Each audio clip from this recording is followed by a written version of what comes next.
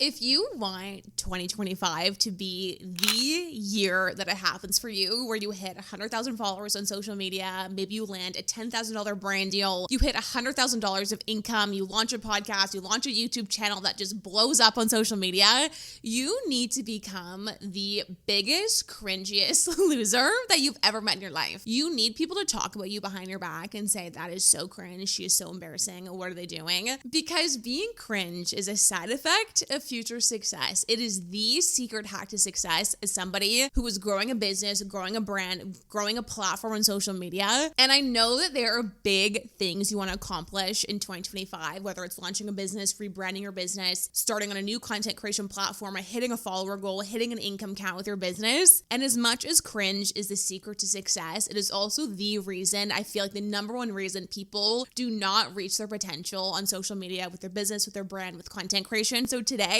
we're going to unpack your guide of how to embrace the cringe in 2025 so you can really reach your potential and be the most successful version of yourself as a creator, a podcaster, an influencer, an entrepreneur, somebody who's building something on social media. Because truly learning this skill of being cringe and making cringe a superpower is one of the best ways to grow and really be successful on social media. So today we're going to unpack it all. Before we get into the video, if you want 2025 to be the year that you level up your content and really elevate it to the next level and have the most successful year as a creator, you really need to focus on the quality of your content, start investing into the right tools to equip you to create the best content possible. And that is where today's sponsor comes in. You have no idea how excited I am that Riverside is sponsoring this video. I'm fangirling a little bit because I have personally used Riverside for almost 3 years with the Busy Blooming podcast. Every single interview you have ever heard of on the audio of this podcast has been done through Riverside. And it's not just for podcasting. You can also use it for YouTube, vertical video interviews that you want to use on short form content, live streaming. Like Riverside is the one-stop shop for creators because in addition to their amazing recording experience and all of those tools, they have the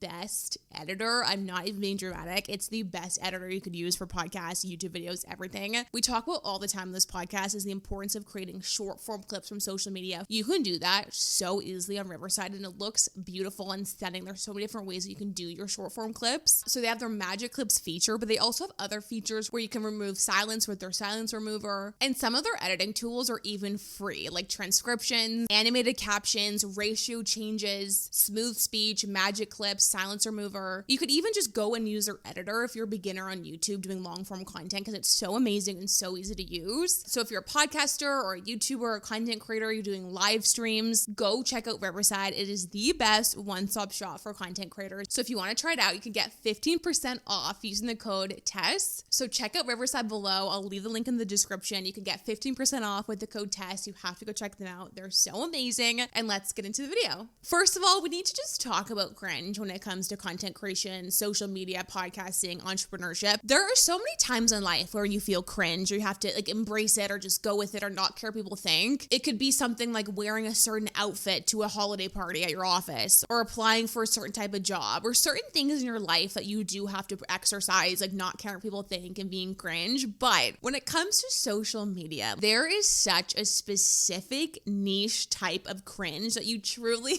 cannot describe to people if you have not experienced it. Because the other examples of like wearing a certain outfit or applying to a certain job, only certain people will see you do those things in your real life. But when it comes to social media and posting on social media, you are really choosing to step out of your comfort zone in front of everybody who has social media. People you know in your real life, people from your high school, your college, your work, your family, your friends. It is truly the maximum level of cringe and being out of your comfort zone. The feeling of cringe as a content creator, entrepreneur, podcaster, or being on social media, it's not just at the beginning phase, which we all know that beginning phase of that feeling when you have to start posting on Instagram for the first time to people who you know in your real life who follow you and talk to them like an influencer, like a content creator, or when you first launch your YouTube channel or your podcast, you first get started, there's that initial feeling of cringe that does go away. It is a rite of passage that we all have to go through. So just know, if you are just getting started and you're feeling that initial sense of cringe, just know you're not alone. I've been there. Everybody watching this video has been there. The Busy Bloom community is a safe space to feel cringe, but cringe runs deep as a content creator. It happens throughout your entire journey as a creator and as an entrepreneur because it really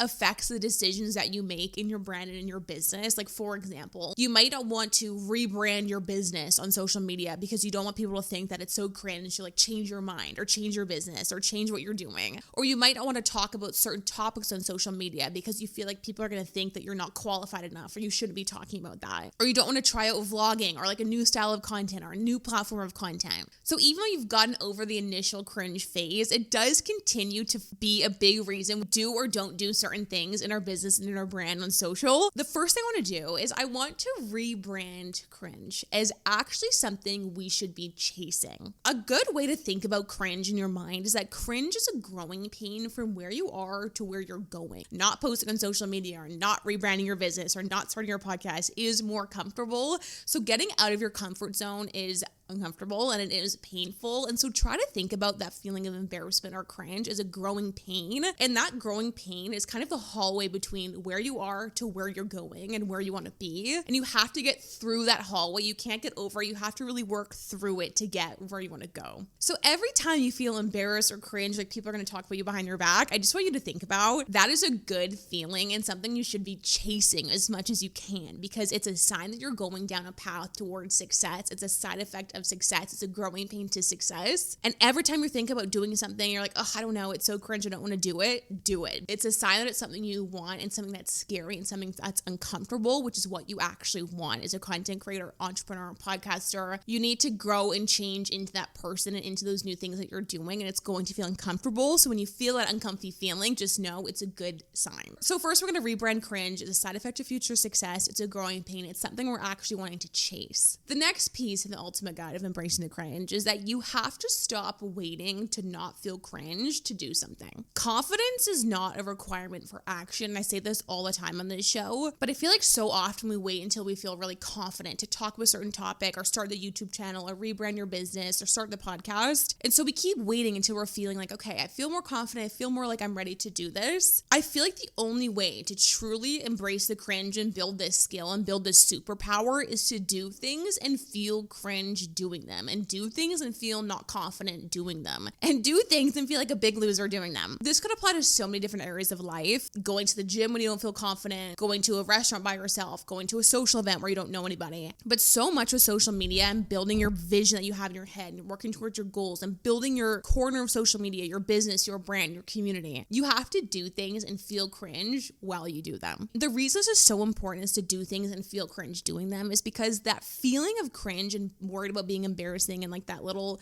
resistance you feel about other people's opinions, it does not go away. So the sooner that you can learn the skill of doing things and kind of giving yourself the ick while doing them is a really, really important skill to learn. I also want you to remember, every time you don't do something because you're worried about what people think or they're going to think you're cringe or think you're embarrassing, you are making a decision to let other people control your life more than you're controlling it. You're letting them make the decisions. We talked about this in the first episode of a series we just did over here called a 100K season, which was so fun. For the first episode, I talked about a concept of the boardroom of opinion, which is so important when it comes to the concept of cringe. But having the idea that you are the one in the driver's seat in the boardroom of the opinion of what you're going to do, you're in the driver's seat of your plotline of your life, of your future, of your goals, you need to get in the habit of being the one who makes the decisions. And remember that every time you don't launch something or don't pivot or don't start something or don't talk about something because you're worried about what other people think, you're letting them make the decisions. And when it comes to the fear of like people thinking you're cringe or whatever it is, I also want you to think about what is the worst case scenario. Let's play it out. If you're,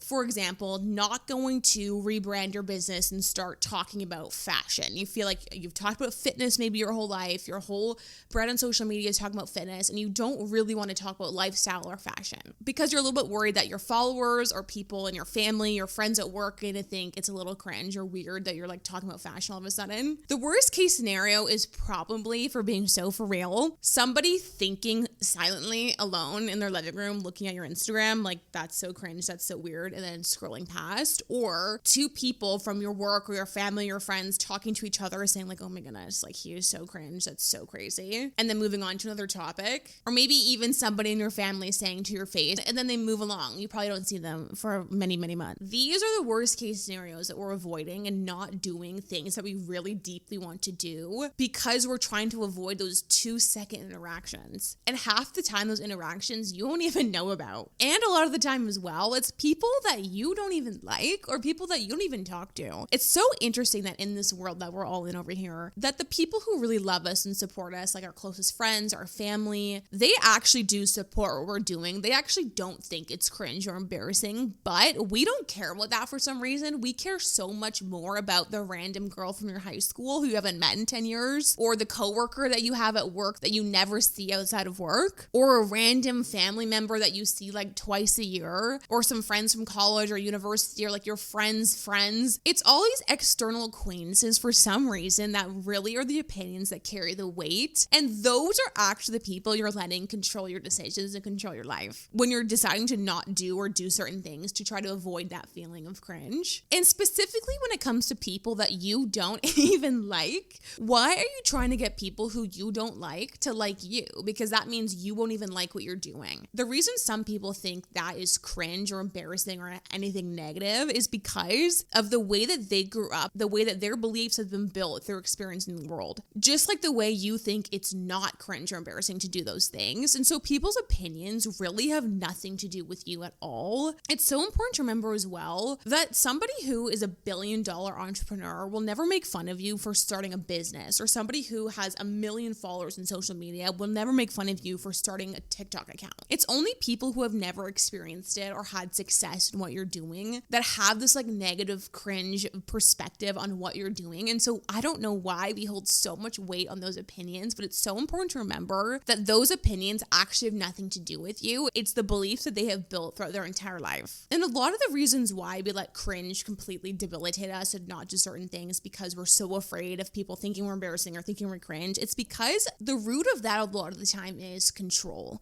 We're trying to control the way that people perceive us. And one of my least favorite quotes that I know a lot of people say all the time is that it's cringy until it's successful. And people are like, just keep going, just keep doing what you want to do, because when it's successful, it won't be cringy. I actually disagree. I don't think that's true, because I know that there are people that think Mel Robbins, Gary Vee, Stephen Bartlett, Grace Beverly, like all of these successful people, I know that there are people that think that they are cringe, regardless of how many millions of dollars and millions of followers that they have. You actually can never escape it, because you could do the most objectively amazing thing, like go to Harvard, get a law degree, go be like an amazing lawyer, and somebody from your high school or somebody around you will think that is cringe. You truly cannot ever escape the feeling of somebody thinking that you're a cringy loser or like what you're doing is weird. So it's so important, rather than trying to prove to people that it's not, or trying to over explain, or trying to control people's perception and make it successful so people don't think it's cringe. Rather than that, I love the Mel Robbins let them theory so much that comes into play with this, is that you have to let go of the control of trying to control the way that people view what you're doing, specifically social media, with your business, all of that. And just let people think it's cringe. Let people think you're a big loser, you're embarrassing, you don't know what you're doing, you're like changing your mind a million times, or like whatever it is. Let people think that. Stop trying to control it and let it happen, because the more that you just accept it and own it and really almost thrive and embrace the cringe, you will be so much happier and so much more free to really follow your intuition, your alignment in your business and in your brand on social, and really get to where you're supposed to be going. So in 2025, in this year of you want it to be your biggest year, most successful year, try to be the biggest, cringiest loser that you ever could be. Make people talk about you and think what you're doing is cringe. Let people think that what you're doing maybe is a little bit embarrassing, because I know that you have a bigger mission of why you're doing what you're doing. You have a purpose, you have a vision, you have an end goal. There are people you're trying to help or influence or entertain. And think about those people. Those are the people you create for, and you wake up every day and do your business plan and create your content. You have a version of you that's out there in the future that has done all the things that you want to do, that's looking back at you now and thinking like that is not cringe at all. So think about the people you create for every single day. Ground yourself for your mission. Think about your future self. We talk about this a lot in the series we just did, of stepping into this 100K, 1 million version of you. Would that version of you feel cringe or not do certain things because of your friend's boyfriend's mom thinking that you're a little bit weird? No, you wouldn't. You would honor your mission, ground yourself in your why you're start doing what you're doing, because if you want 2025 to be your most successful year, you need to truly embrace the cringe. And that is when you become unstoppable. It's when you start rebranding and pivoting and testing and trying and just having fun with everything that you're building, because you're not inundated all the time with trying to make people not think that you're cringe or embarrassing, and you're constantly trying to get people to understand what you're doing. So this is a reminder that being cringe is a side effect of future success. And if you want to be the most successful version of you and grow on social media, grow your business, grow your brand, you need to embrace the cringe. I could truly talk about cringe and the importance of embracing the cringe forever, but I will leave you with that today. And every time you're feeling a little bit cringe or uncomfy, or like somebody's gonna make fun of you, come back to this video or send it to somebody you know is feeling that way. The second you embrace the cringe is when you become unstoppable. And don't forget to go check out Riverside. I'll link them down below. You can use the code TESS for 15% off. Go check them out. The link in the description. And I will see you guys in a few weeks for the first video of 2025. Okay, bye.